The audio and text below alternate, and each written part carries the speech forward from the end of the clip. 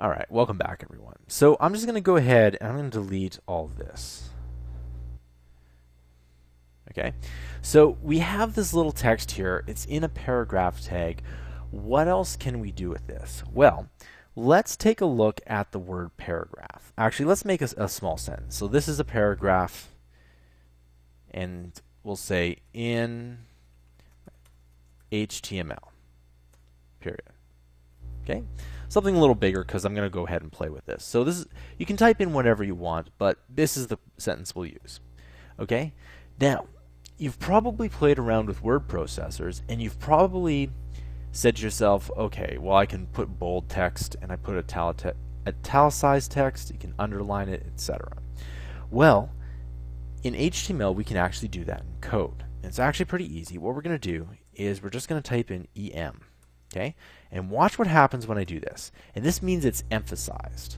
So as you can see, this is a paragraph in HTML. And the rest of this is emphasized. If you want just the word paragraph to be emphasized, you just push the /em. And you see that paragraph is emphasized, and in HTML is not. Okay? So that's kind of cool, and that is basically how you can edit some text. Of course, you can actually do that here too. Watch this.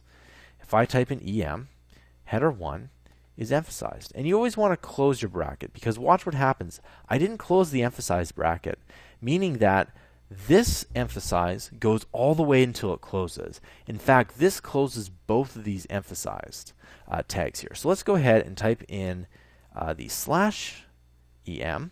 It's pretty simple. Okay, and now header 1 is emphasized. And if you really wanted to, watch this. I can put the 1 outside, and that's not emphasized anymore. All right. And I'm just going to type in header there. Okay, that concludes the tutorial. I'll see you guys next time.